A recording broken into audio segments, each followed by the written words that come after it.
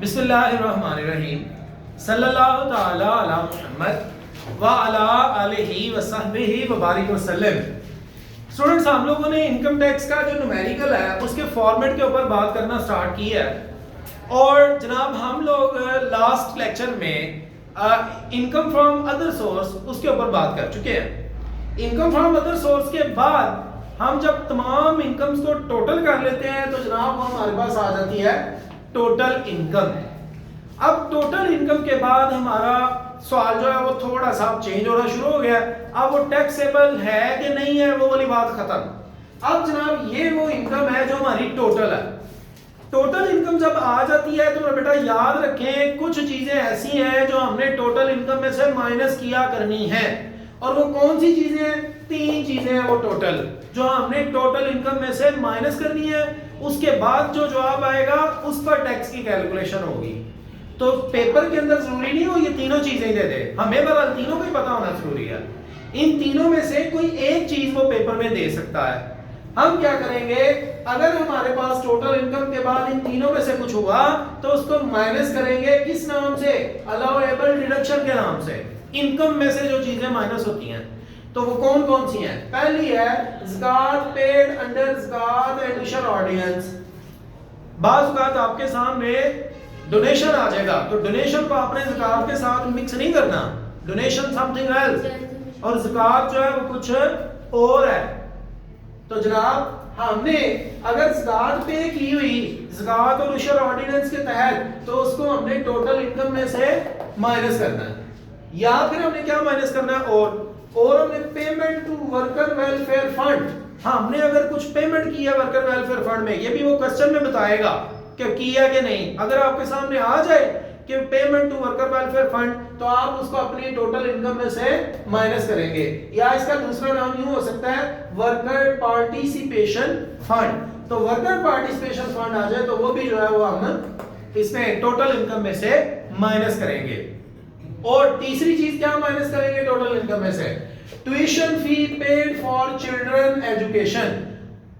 जो बंदा टैक्स पे करने जा रहा है उसके बच्चे पढ़ते हैं तो उनके वो तालीम के ऊपर अखराजात करता है तो उन अखराजात को हमें इनकम टैक्स अथॉरिटीज जो है इनकम टैक्स रूल जो है वो टोटल इनकम में से माइनस करने की इजाजत देते हैं उन अखराजात को, बच्चों की फीस को। लेकिन फीस माइनस करने के लिए हमारे पास तीन कंडीशंस हैं। पहली कंडीशन क्या है कि आप जो है वो 5% ऑफ ट्यूशन फी, ज़ाहिर सवाल में वो बताएगा कि आपने कितनी ट्यूशन फी पे की है। वो ट्यूशन फीस का आप 5% लेके तो यहाँ पर जवाब लिख रहे हैं अपने पास, लिख लिया।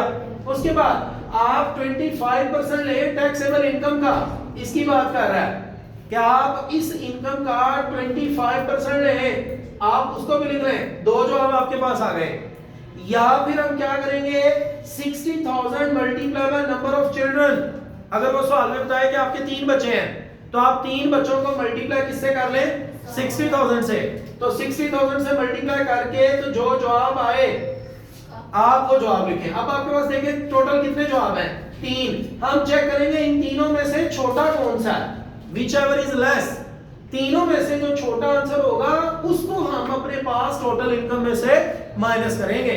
मतलब ये तीनों जवाब हमें निकालने पड़ेंगे हर बार जब भी सवाल के अंदर आ जाएगा चिल्ड्रन एजुकेशन। तो ये तीनों जवाब निकाल के लिखेंगे अपने पास। इन तीनों में से जो सबसे छोटा होगा उसको टोटल इनकम में से हम माइनस करेंगे।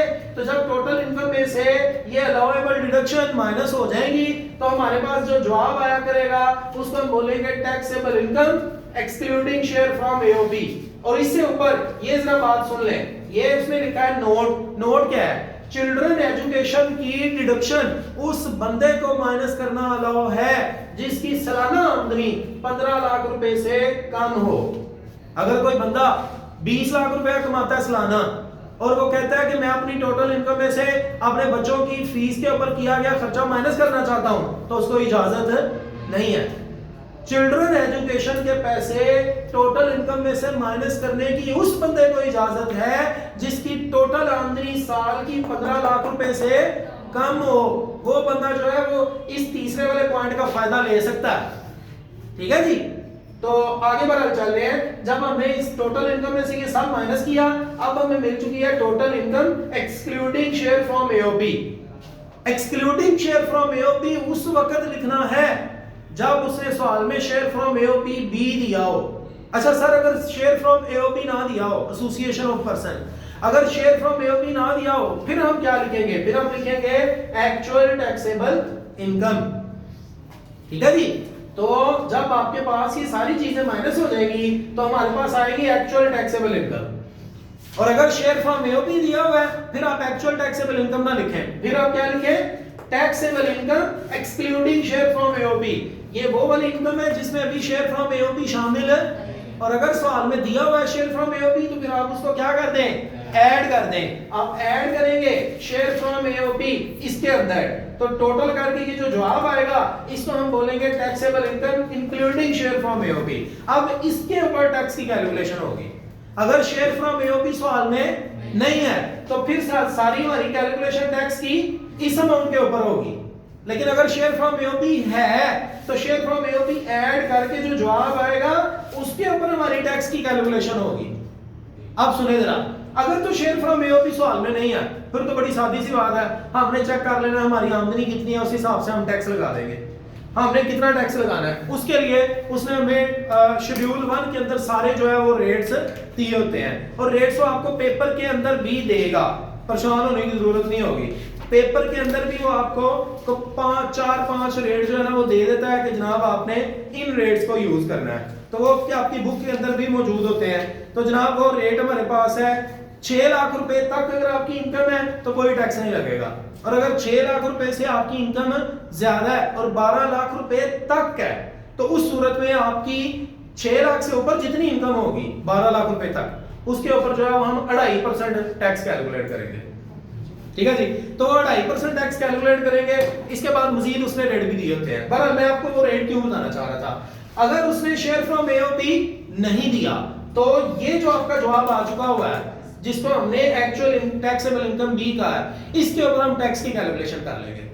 और अगर शेयर फ्रॉम एओपी दिया है तो उस सूरत में हमने शेयर फ्रॉम एओपी ऐड करके ये जो जवाब आना है इसके ऊपर टैक्स की कैलकुलेशन करनी है।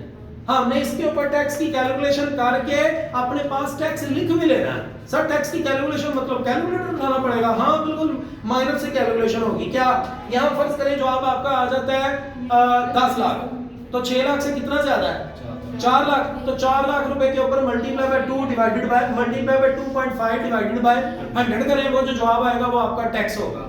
फिर उस टैक्स को लिखने के बाद आपको ये फार्मूला बी लिखना पड़ेगा। टैक्स को लिखने के बाद वो फार्मूला बी लिखना पड़ेगा। जब हम टैक्स लिख चुके होंगे तो टैक्स लिखने के बाद हमें ये फार्मूला लिखना है। कौन सा सर टैक्स? भाई ये जो अमाउंट है मैंने यहाँ ज्यूम किया कि मेरे पास क्या जवाब आया 10 लाख रुपया। इस 10 लाख रुपए में से 6 लाख माइनस कर दें क्योंकि 6 लाख रुपए तक कोई टैक्स नहीं है, तो बकाया जो है वो कितना रह गया 4 लाख। तो हमने इस 4 लाख रुपए के ऊपर 2.5% टैक्स कैलकुलेट किया तो क्या टैक्स आया?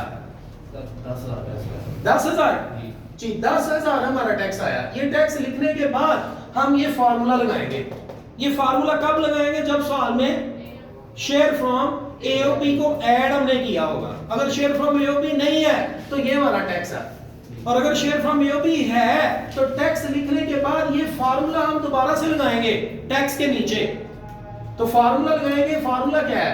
टैक्स पेएबल, ये वाला यहां लिखेंगे, divided by taxable income including share from AOP, ये वाली जो शेयर फ्रॉम एओपी ऐड करने के बाद आई, ये डिवाइड करेंगे, मल्टीप्लाई करेंगे taxable income excluding share from AOP, ये वाली एक्सक्लूडिंग शेयर फ्रॉम जिसमें अभी शेयर फ्रॉम एओपी ऐड नहीं था हुआ, तो वो मल्टीप्लाई करेंगे। इस सारे को सॉल्व करके ये जो आंसर आएगा, अब ये वाला वो आंसर होगा हमारा असल में जिसके ऊपर हमने टैक्स के में से जो चीजें माइनस करनी होती हैं या फर्दर अपने न्यूमेरिकल को चलाना होता है तो वो इस अमाउंट के साथ चलाएंगे। बात समझे? नहीं समझ आई तो मेरा बेटा दोबारा से वीडियो जो है वो रिवाइंड करें और फिर से इसको देखें कि मैंने क्या बताया। आने वाली क्लास में इंशाल्लाह हम टैक्स की कैलकुलेशन के ऊपर प्रॉपर जो है वो बात करना स्टार्ट करेंगे और कोशिश करेंगे आप साथ साथ न्यूमेरिकल्स को भी जो है वो चलाएं, क्योंकि हमारा टोटल इनकम तक का जो है वो फॉर्मेट मुकम्मल हो चुका है। मजीद इंशाल्लाह आने वाली क्लास में कुछ नया सीखेंगे। कीप वॉचिंग आफ्ताब तारीख।